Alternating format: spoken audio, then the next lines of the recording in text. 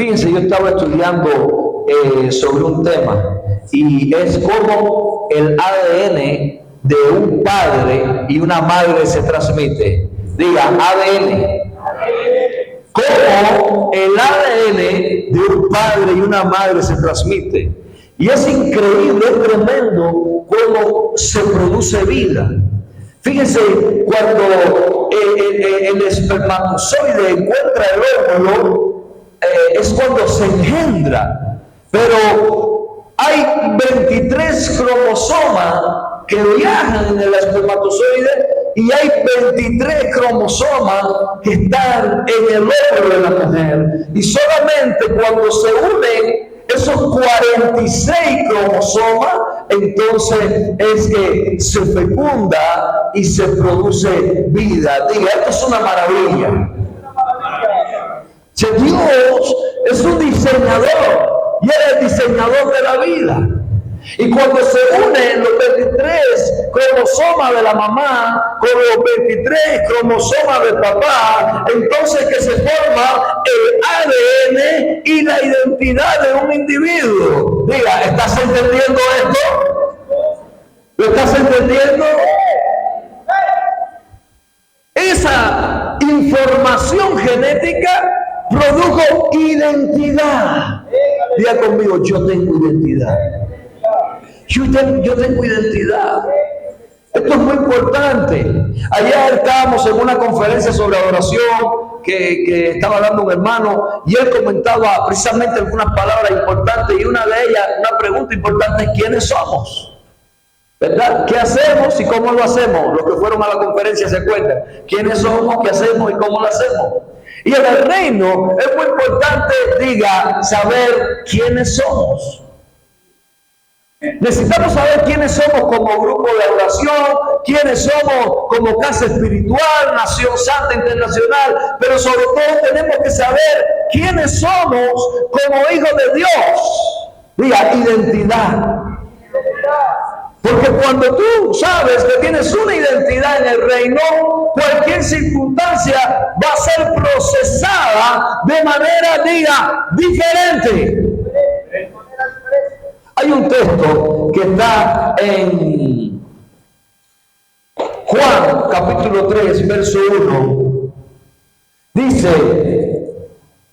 mirad cuál amor nos ha dado el Padre para que seamos llamados hijos de Dios. O sea, ¿qué nos dio el Padre? Amor, para que fuéramos llamados ¿qué? Hijos. O sea, para tú ser biológicamente comprobado un hijo de tu papá y de tu mamá, tiene que haber ADN. Si cuando nosotros somos llamados por el amor del Padre, cuando somos engendrados por el amor del Padre, somos hijos de Dios porque tenemos el ADN espiritual de nuestro Padre eterno. ¿Cuántos están entendiendo esto? Es impresionante, es impresionante. Por eso el maestro enseña, pero el Padre engendra. Y esto es algo clave que tiene que pasar. Usted puede ir a un instituto teológico a recibir clases de teología. El maestro enseña teología. El maestro enseña y el alumno aprende. Ahora, la iglesia por muchos años enseñó la palabra y los alumnos aprendieron de la palabra, pero no entendimos cómo el Padre engendra vida. Y no nos dimos cuenta que este era uno de los códigos espirituales más importantes en el reino de Dios. Engendrar vida por medio de la paternidad es un diseño del cielo. Si usted lee Primera de Corintios, hoy estaremos hablando de 7 principios, por eso voy a ir muy rápido, de la paternidad y la identidad de los hijos de Dios. Diga, 7 principios de la paternidad y de la identidad de los hijos de Dios. Primera de Corintios capítulo 4 versículo 15 dice, porque aunque tengáis 10,000 maestros en Cristo, no tendréis muchos padres, pues Cristo Jesús, o en Cristo Jesús, yo los engendré por medio del Evangelio. Y aquí vemos esta dinámica espectacular. Vemos esta dinámica. ¿Cuál? De que una cosa es enseñar y otra cosa es engendrar hijos. Una cosa es ser un maestro y una cosa es ser un padre espiritual. Nosotros en el reino no solamente queremos formar maestros, sino queremos enseñar a los hijos a ser padres, porque este es el diseño. Cuando usted tiene un hijo, usted engendra un hijo, usted tiene hijos, a usted le toca cumplir una función paterna y su hijo le toca ser hijo, ¿sí o no? Pero cuando su hijo llega a un estado de adultez, entonces ¿qué le toca hacer? Le toca ser padre y le toca ser madre. Cuando hemos tenido buenos modelos de paternidad, vamos a saber ser mejores padres. ¿Cuándo entienden eso? Y hemos hablado, porque muchas veces las iglesias se llenan de orfandad por falta de modelos de paternidad. Tenemos maestros, pero no tenemos padres. Tenemos predicadores, pero no tenemos padres. Y cuando no hay diseño de paternidad, usted es un congregante en una iglesia, pero no carga.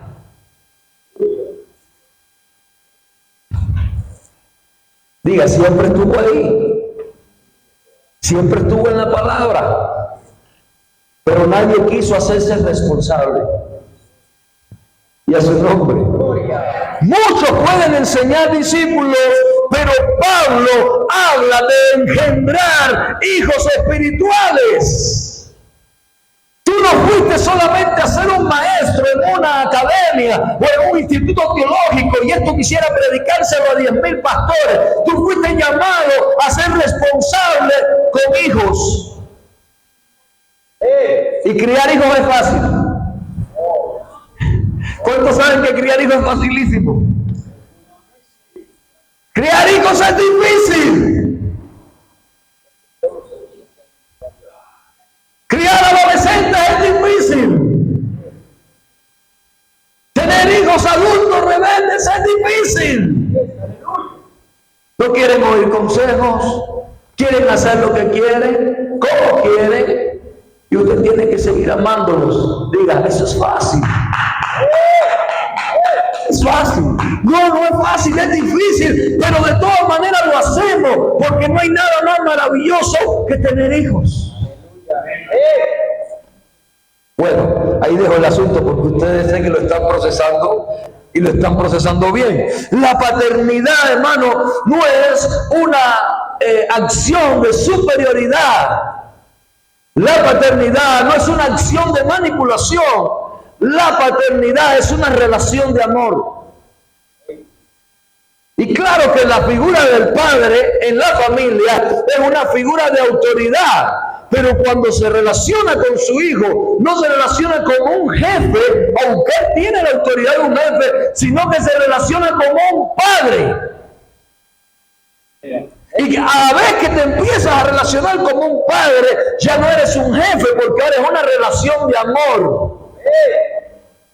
Es un vínculo de amor. Y el apóstol Pablo nos enseña esto en 2 de Timoteo, capítulo 1, verso 2. Él dice a Timoteo, mi amado hijo. ¿Cómo se refiere a Timoteo? No era un hijo biológico, estamos claros de eso. Era un hijo espiritual. Fue quien que él engendró por medio del Evangelio, y él se refiere a su discípulo ya no solamente como su discípulo, sino como su amado hijo. Y esto habla de una relación íntima, personal, entre Pablo y Timoteo. Diga, relación íntima. Relación de hijo. Relación de padre. Hay algo en el reino que se construye. Hay un vínculo demasiado fuerte que se construye entre los padres y los hijos, que es diferente al vínculo entre el maestro y el alumno. Cuando usted tiene un maestro, usted cursa su materia, usted aprueba su prueba y usted se va y tal vez nunca más ves al maestro. Pero al padre, aunque tú te separes de tu padre cada vez que te mire el espejo, ¿por qué? Porque tú cargas una información genética, traes un apellido.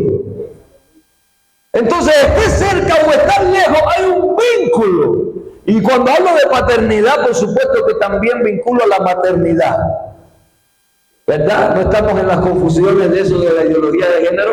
Sabemos cuando hablamos de paternidad y habláramos en la familia natural, tanto la responsabilidad del papá como de la mamá, en el diseño de Dios. O sea, porque ya dijimos ya que son 23 cromosomas del hombre, 23 cromosomas de la mujer, para que haya 46 cromosomas que están conformando la identidad de una nueva persona. Y eso es un hijo que ha sido engendrado. ¿Cuántos dicen amén? Ahora, el padre afirma al hijo. ¿Por qué es importante la paternidad? Porque el padre afirma al hijo. Yo estaba viendo el otro día un reel en Facebook y salía muchos muchachos que iban a correr en una maratón y de repente se ve un muchacho que estaba serio así. Y todos traían sus números, ¿sabes? Cuando van a correr maratones y carreras. Y de repente la cámara lo está filmando y se ve como el papá de lejos le empieza a hacer así como ánimo y el muchacho que estaba serio, tímido, inmediatamente que vio al padre el rostro le cambió y la actitud le cambió y empezó a moverse. ¿Por qué? Porque su padre lo estaba viendo. Dile que está a tu lado, tu padre te está viendo. Dile, Dios te está viendo. Si no estás corriendo bien la carrera, acuérdate que los ojos de tu Padre Celestial están sobre ti, viéndote cómo tú estás corriendo. O sea, tú no estás solo. Tú tienes a un Dios todopoderoso, tú tienes a un Padre eterno, a un Padre amoroso, a un Padre perfecto que te está viendo y te está dando ánimo para que tú corras esta carrera como un campeón. Para que tú corras esta carrera con excelencia, con identidad de hijo, porque Él está presente y Él te está viendo. Dios no es un Padre ausente, Él es un Padre, diga, es un Padre presente. Y Hebreos capítulo 12, a partir del verso 7 al 10, vamos a leerlo rapidito. Eso es un texto importante. ¿Por qué? Porque el Padre, diga, el Padre afirma a sus hijos. ¿Por qué tenemos tanto desorden social? Por la ausencia de una estructura familiar donde hubiera paternidad para afirmar hijos. Y si tú lees Hebreos, dice, vamos a ponernos desde aquí, lo que soportan es para su disciplina, pues Dios los está tratando como a hijos. Porque, ¿qué hijo hay que el padre no disciplina? Diga, afirmación. Afirmación. ¿Cuál es la función de un padre? Enseñarte. ¿Cuál es la función de un padre? Afirmarte. A veces tienes un amigo que todo lo que tú hagas está bien o está mal, y te dice, tú eres mi cuate. Estás haciendo cosas mal, no importa, tú eres mi cuate. El amigo está a veces ahí contigo, pero no te afirma. ¿Por qué no te afirma? Porque no te confronta. ¿Por qué no te afirma? Porque no te enseña. ¿Por qué no te afirma? Porque no te hace reflexionar en aquello que tú estás haciendo mal. Pero el padre tiene la ardua responsabilidad de decirle, hijo, siéntate aquí, eso lo estás haciendo mal. ¿Y por qué lo hace? Diga, porque lo ama. Porque lo ama.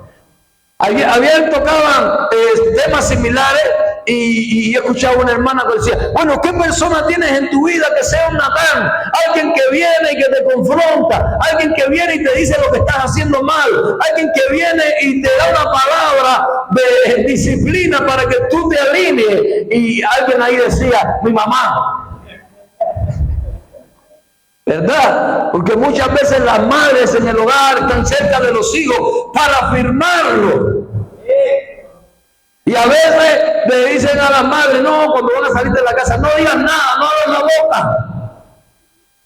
¿Por qué? Porque la madre también tiene palabra de Dios y dice, oye hijo, no hagas esto, no hagas lo otro. No, mamá, no digas nada, porque cada vez que tú hablas, ¡pum! No es eso, es que te está afirmando, te está formando, te está enseñando. Si usted va a una iglesia donde no lo afirman, o si usted tiene un problema con que lo afirmen, entonces ¿cómo va a desarrollar carácter de hijo? ¿Sabe cuándo yo sé que ya alguien entró en el diseño espiritual? Cuando viene y en vez de verte como un pastor, te ve como un padre y te dice, y te da la autoridad por reconocimiento, y te dice, cuando usted me vea haciendo algo que esté mal, dígamelo. En ese momento yo entiendo que comenzó la identidad. Mientras no haya la posibilidad de que el hijo acepte la afirmación del padre, ahí no se puede engendrar vida. ¿Cuántos le quieren dar un fuerte aplauso a Jesús?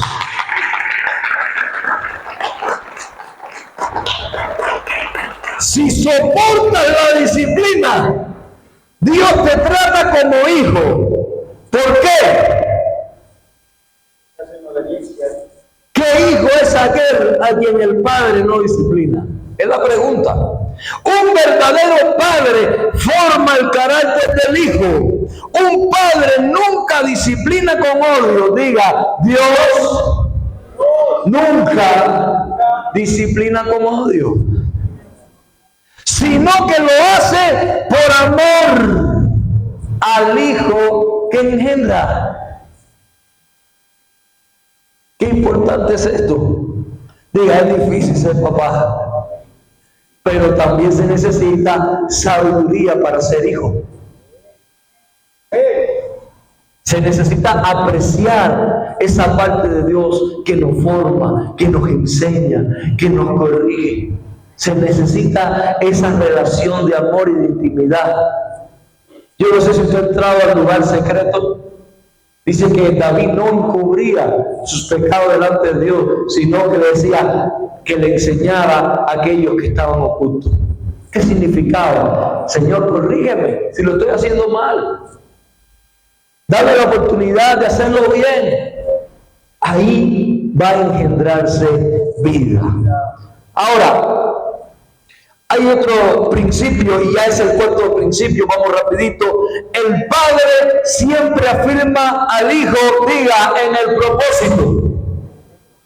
Jeremías capítulo 29, verso 11 dice, porque yo sé los pensamientos que tengo acerca de vosotros, dice Jehová, pensamientos de paz, pensamientos de bien y no de mal, para daros el fin que esperáis. O sea, el padre que tiene, diga, pensamientos de bien. Eso es lo que el padre piensa.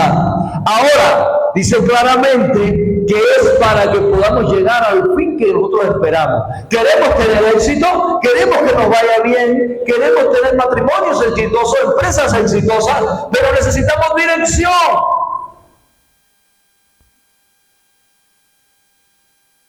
Necesitamos ayuda.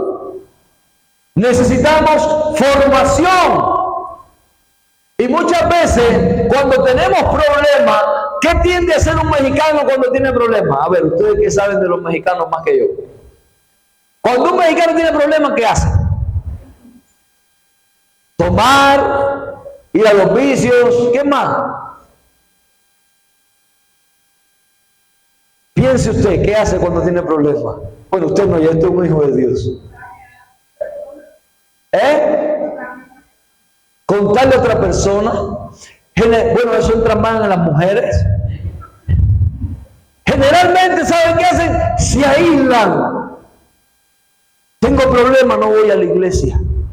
Tengo situaciones, no le voy a contar a nadie, no le voy a decir a nadie. Me voy a rascar con mis propias uñas. Y ahí es donde el enemigo a veces se mete y gana terreno. Señor, diga, pensamientos de bien y no de mal. cuando te disciplina o te corrige, lo hace para que te vaya bien. Yo recuerdo cuando yo entrenaba artes marciales, de los 5 años hasta los 18 años entrenando, después de 2 años de servicio militar, desde los 5 años hasta los 20 años entrenando, después ya me entrené. Pero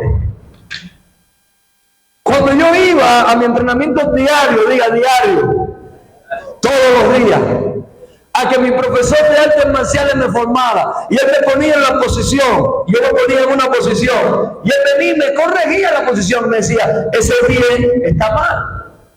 Si mi pie estaba así, estaba mal, venía con una varita y me hacía, y yo la arreglaba. Pero como era un problema técnico, yo lo volví a hacer al otro día, y él venía con la varita, y yo la arreglaba. Dentro de un tiempo mi técnica se había perfeccionado. Y cuando yo iba a combate con un oponente, ahora mi técnica perfeccionada me permitía vencer a mi enemigo. Ahora pregúntenme si fue agradable la corrección. No fue agradable. Pero el resultado fue agradable. Porque perfeccionó mi técnica. A veces estás en una posición de combate y la mano la tienes aquí suelta, aquí abajo. Y el maestro me decía, no tiene que estar debidamente cerrado el puño, porque cuando tú das un golpe con la mano semiabierta, te vas a fracturar los dedos. Y aprendí a corregir la técnica. ¿Alguien está entendiendo? Ibas a un combate y acostumbrabas a bajar la guardia. El profesor venía y te daba y decía, levanta la mano. Levanta la mano. No, pero profe, ¿para qué? Levanta la mano. Iba a la competencia y te noqueaban. Y después de mí te decía, levanta la mano. Ya entendí. Perfecciona tu técnica cuando tienes un mentor que te corrige, mientras no hay perfección. Ahora, ¿cuánto le gusta la vara? Diga, pero me edifica. Denle un fuerte aplauso a Jesús. Denle un fuerte aplauso, porque lo hace porque te ama, porque lo hace porque quiere que te vaya bien, porque lo hace porque quiere que seas un campeón, que seas número 1. Por eso que estamos trabajando para ser, diga, perfeccionado en Cristo.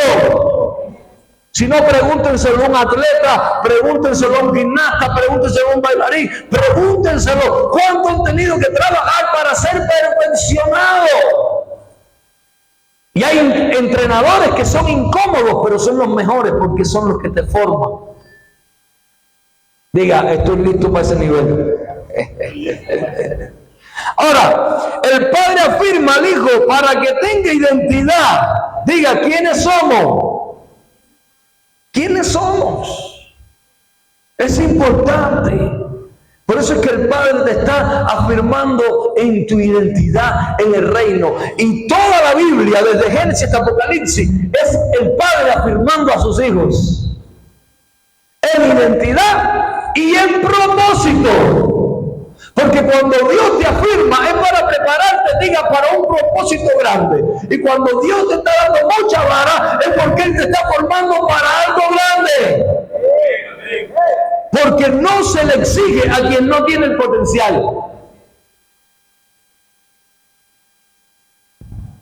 Usted quiere aprender a cantar y se busca un profesor de canto y el profesor le enseña vocalización, esto que lo otro, aquí que allá, pero él le exige hasta donde ve que usted puede, porque él sabe.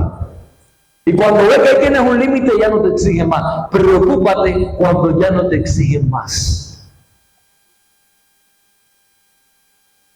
Silencio sepulcral. O sea, la exigencia va directamente conectada con el potencial. Si Dios ve que tú tienes potencial, te va a exigir más porque vas a dar más. ¿Y a quién beneficia eso? Diga amén. Ahora, el Padre inspira a los hijos a una superación constante. Si tú no estás en una familia donde te inspiran a superarte, si tú no estás en una iglesia donde te inspiran a superarte, si tú no estás en una universidad estudiando donde te inspiran a superarte, sale de ahí. Tú no necesitas estar en un lugar donde la gente te ayude a ser peor. necesitas estar en un lugar donde se te desafíe a ser mejor. Donde se te entrena para lograr cosas que antes tú no habías logrado, para llegar a metas que antes tú no habías alcanzado, donde te dan una palabra incómoda, pero que te potencia.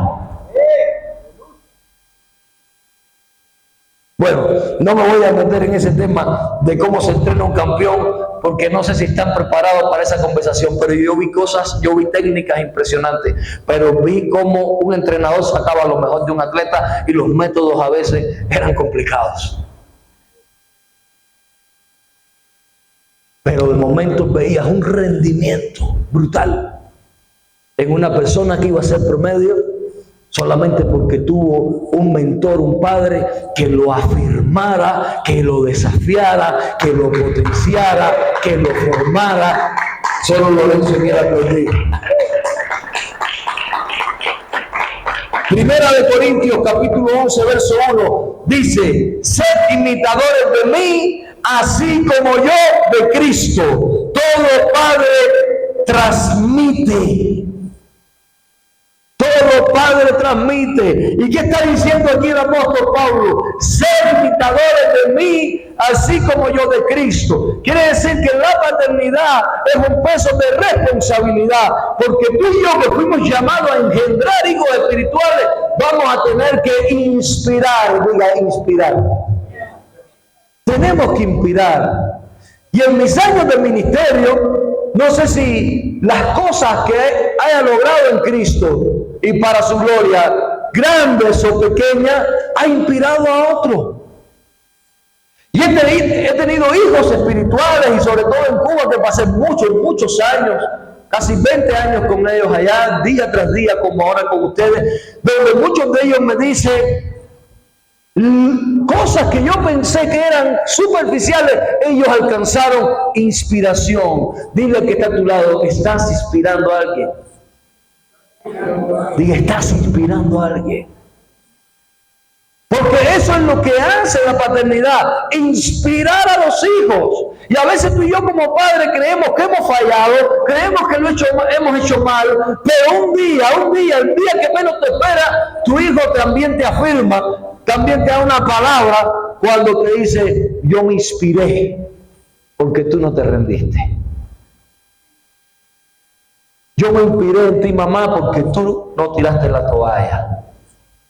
Yo me inspiré en ti, papá, porque caíste 10 veces, pero te levantaste 20. ¿Alguien está entendiendo lo que quiero decir? El padre inspira. Cuando se levanta cada día a ir a trabajar, cuando está ahí presente en la enfermedad, cuando está ahí presente en el dolor, cuando está presente en el día de la escuela, el padre inspira. Diga, ¿es perfecto? ¿Los padres biológicos son perfectos? No. Pero tienen que inspirar. Asimismo, nosotros como hijos de Dios tenemos que inspirar a los demás hermanos a servir a Cristo. Tenemos que inspirar a poner la mano en el arado y no mirar nunca atrás. Tenemos que inspirar de que nosotros también pasamos por pruebas, nosotros también pasamos por aflicciones, pero continuamos firmes en la visión y en el llamado, y eso inspira. No inspira nada más a un hombre perfecto que todo le va bien. Inspira a un hombre imperfecto, pero que no claudica, que es coherente con lo que cree día con día, que no se rindió y que inspiró a los hijos para que los hijos pudieran hacer cosas mayores. Porque cada padre es una plataforma para que su hijo construya sobre eso.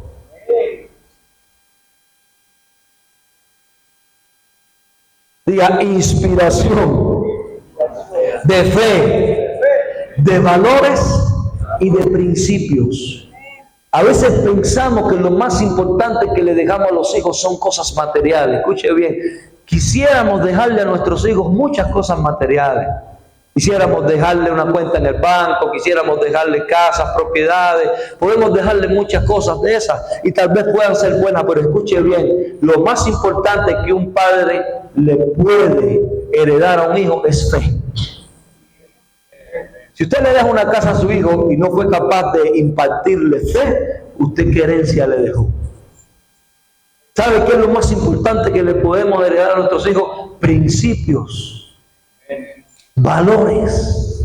Y tal vez no tengan que ser mañana un apóstol, un pastor, un profeta, pero con que sea un hijo de Dios y tenga valores y principios del reino, habremos logrado el trabajo.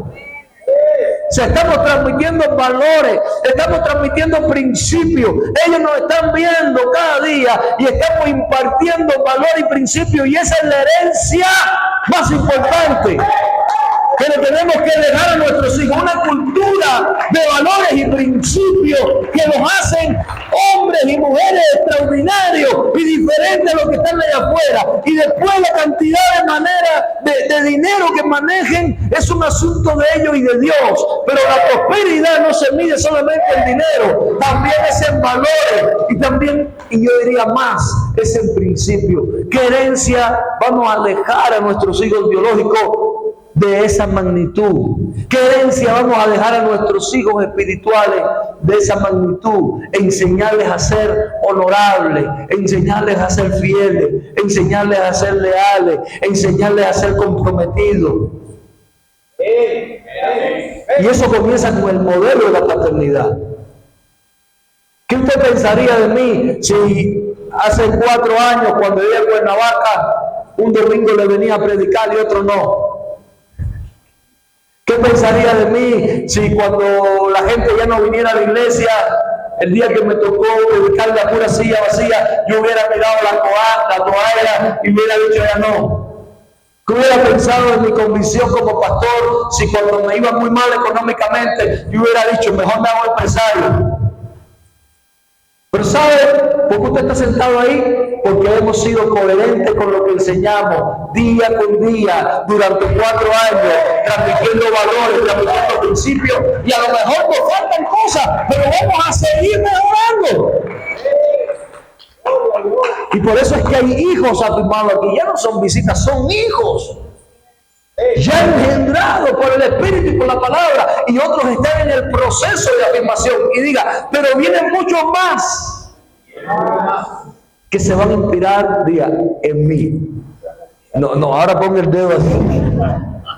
En mí. O sea, tú vas a ser hijo, pero también vas a ser padre.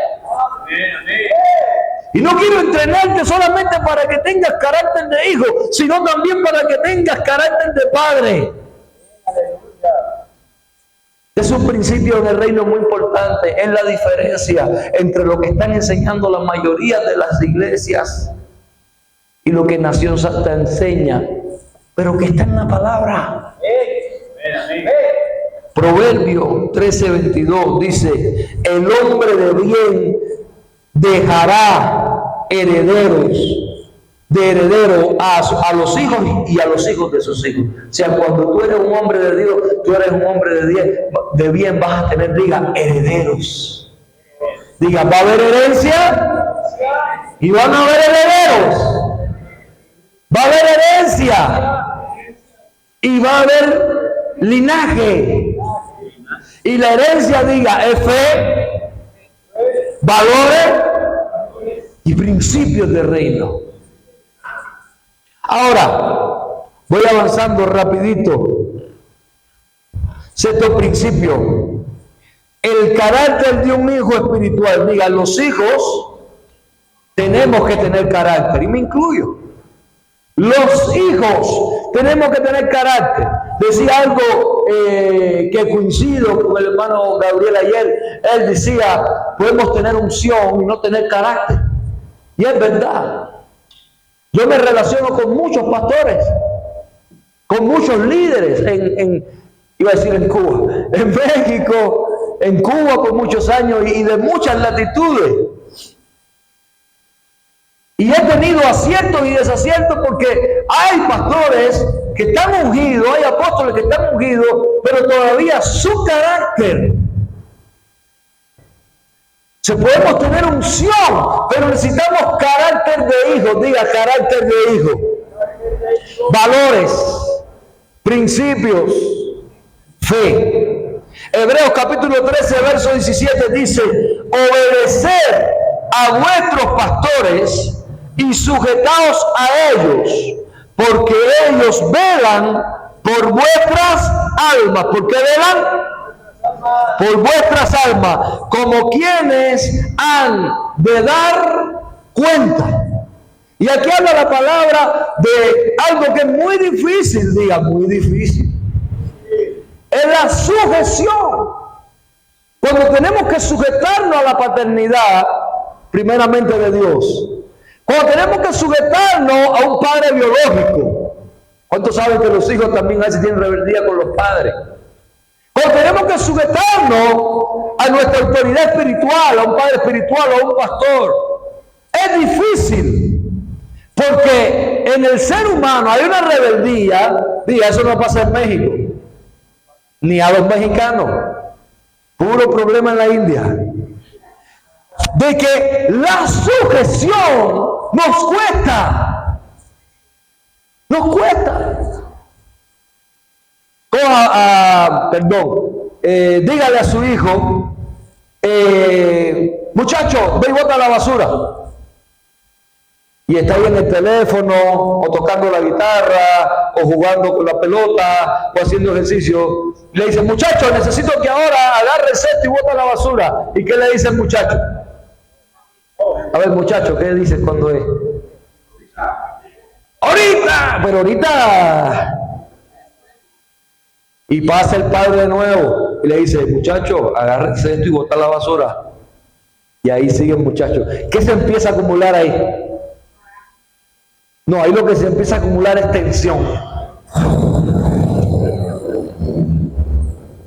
Porque el hijo está ignorando la orden del padre o la hija, y el padre está sintiendo el verdadero vendaval de la desobediencia del hijo. Diga, eso no pasa en México. Desarrollar sujeción es tener carácter de hijo.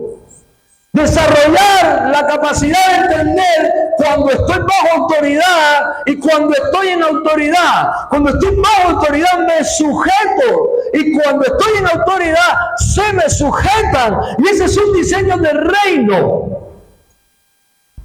Si usted carga la semilla de la rebeldía y va a hacer todo cuando quiere, como quiere, no desarrolla carácter de hijo, pero también se pierde el beneficio de la afirmación del padre. Dice que Jesús, por todo lo que padeció, ¿qué aprendió? Obediencia. Diga, la obediencia se aprende. Se aprende. El reino habla de sujeción. Usted tiene que aprender a ser un hijo sujeto a su padre. Tiene que ser un hijo espiritual sujeto a la paternidad espiritual. Usted tiene que ser un hijo de Dios sujeto al Padre eterno, porque solo en ese carácter de hijo usted será prosperado. Diga, honorabilidad. Si usted es un falta de respeto, se lo van a faltar a usted.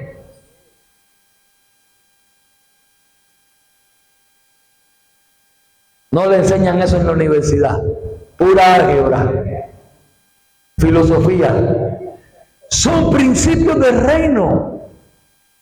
Y si usted camina en estos principios, va a ser bendecido.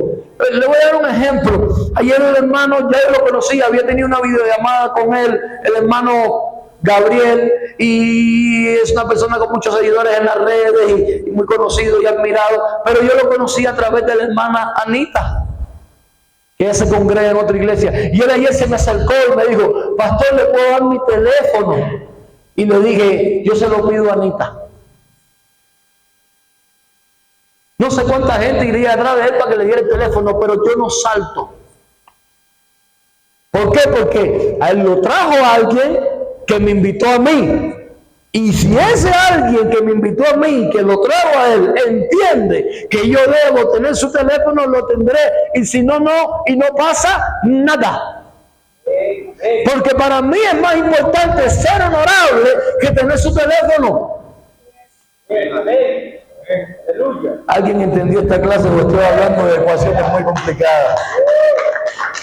¿Pero qué tiene de malo, apóstol? No entendiste esta asignatura. Vamos de nuevo, muchachos. Vas a tener puertas abiertas. Porque personas influyentes, personas importantes en el mundo hay muchísimas. Pero lo que necesitamos son hombres con códigos. Porque vas a llegar a ese nivel y vas a durar un día. Sin códigos en ese nivel vas a durar un día. Porque en ese nivel se habla en códigos. Y los que están en ese nivel entienden los códigos. ¿Qué queremos? Educarte en los valores del reino para que te puedas mover en niveles altos. Si va a aplaudir, aplauda fuerte a Jesús. Vamos, déjalo fuerte. Segunda de Reyes, capítulo 6, es una maravilla, a mí me encanta, ya vamos terminando rápido. Segunda de Reyes, capítulo número 6. Fíjense, este texto habla de la relación, lo hemos hablado otras veces, de Eliseo con Elías, pero solamente voy a usar este versículo. Ya lo tenemos rápido. Segunda de Reyes, capítulo 2, versículo número 6. Capítulo 2, versículo 6. Gracias. Una vez más Elías dijo: quédate aquí, pues el Señor me ha enviado a Jordán. Pero Eliseo insistió, ya era como la tercera vez, insistió: tan cierto como que el Señor y tú viven, te juro que no te dejaré solo. Así que los dos siguieron caminando. ¿Qué demostró Eliseo aquí? ¿Qué código? Lea el texto y dígame qué código. Hay un código del reino ahí. Eliseo es un hijo con carácter. Y aquí vemos un código que muestra con su padre. El padre le está diciendo: quédate aquí, ya se lo había dicho varias veces. ¿Conocen la historia? Esta es como la tercera vez que le dice: quédate aquí. Dios está probando su corazón. ¿Qué código? Fidelidad. Él era un hijo, diga, fiel. Él tenía códigos, porque él sabía que él tenía que servirle a Elías. Y aunque insistió, Eliseo insistió más. Diga, Elías insistió en que él rompiera con un código. Pero Eliseo insistió más en el código. Tan cierto como que el Señor y tú viven, te juro que no te dejaré. Había, diga, fidelidad. Son códigos del reino. Ahora, escucha, diga, pregúntale que está a su lado: ¿qué produce ser fiel? Diga, ¿en qué me beneficia no ser un tranza?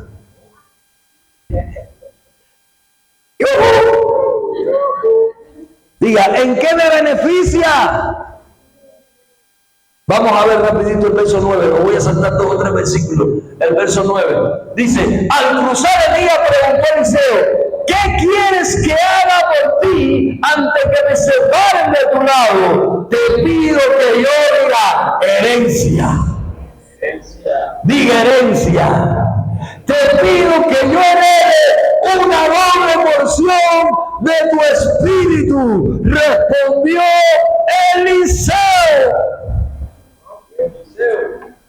Y si el ministerio de Elías había tenido señales, y si el ministerio de Elías había tenido palabras reveladas, y si el ministerio de Elías, el de Eliseo iba a ser doblemente superior.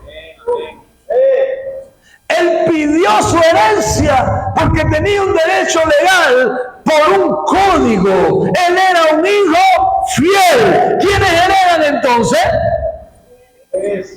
¿Quiénes heredan? Los hijos fieles heredan al Padre. Vamos, usted tiene que aplaudir al Señor. No es cualquier hijo, son los hijos fieles, según la palabra, los que heredan al Padre.